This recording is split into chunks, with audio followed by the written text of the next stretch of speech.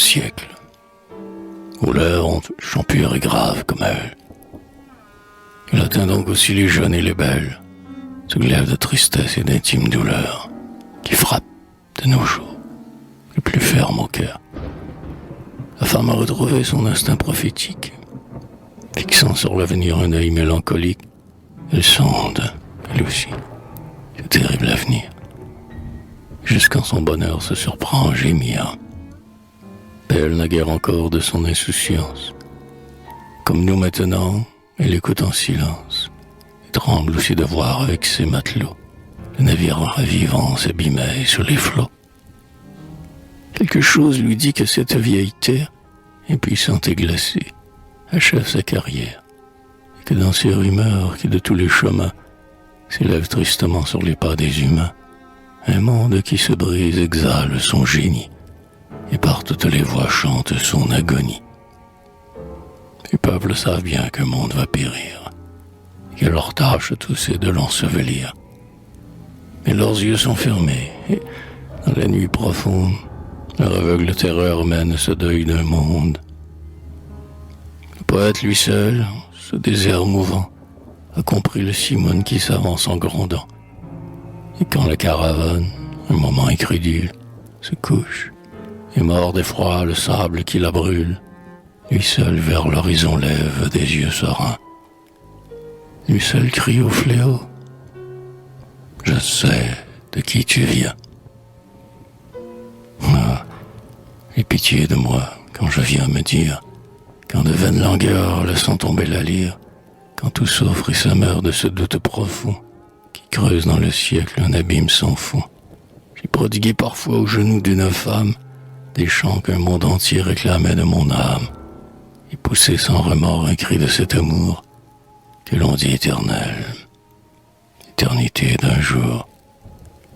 Trêve donc une fois ces molles souffrances, lorsque prête à franchir ces rivages immenses, la mer lance déjà, par-delà monts et bois, aux portes des cités sa menaçante voix. Lorsque, s'interrogeant dans leur funèbre attente, les générations se lèvent d'épouvante. Combien est-il qu'en tombant dans son obscur vallon, la fleur de l'amandier maudisse l'aquilon?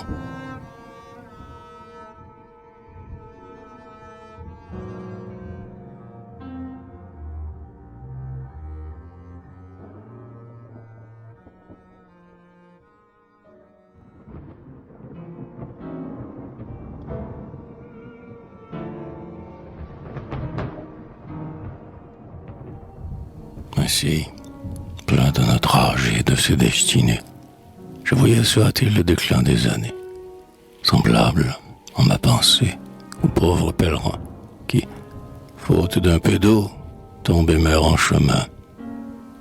Le monde allait finir, faute d'une parole, et de mes humbles chants je lui portais l'obole. Insensé que j'étais, un homme peut mourir. Le cèdre que les monts vu naître et grandir tombe, et sous ses débris branle au loin la terre. Le temple révéré qui, sous son toit de pierre, tient captive ici-bas l'immensité d'un dieu, au gré d'un faible enfant dévoré par le feu, s'efface, par les vents sa cendre dispersée, reporte vers le ciel l'éternelle pensée. Vésuve qui bouillonne en ses flancs tourmentés, dans les plis de sa lave étouffe des cités. Le sol tremble, et soudain dans une nuit béante, s'ouvre par tout un peuple une tombe vivante. Tout cela peut mourir, mais à l'humanité, Dieu fit les jours plus longs, et lui seul a compté. Nul à l'humanité ne marquera son heure, rien n'y peut. Elle va, que sa voix chante ou pleure, elle va, dans les pleurs ou les chants tour à tour, elle accomplisse enfin l'œuvre de chaque jour.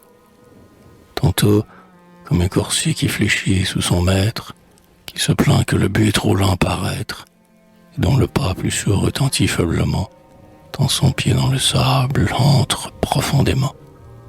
Elle avance avec peine, et sa marche est pesante. Tantôt elle s'élance, et de sa bouche ardente, elle sème, en courant sur les mortels sillons, des mots qui vont germer en sanglantes moissons.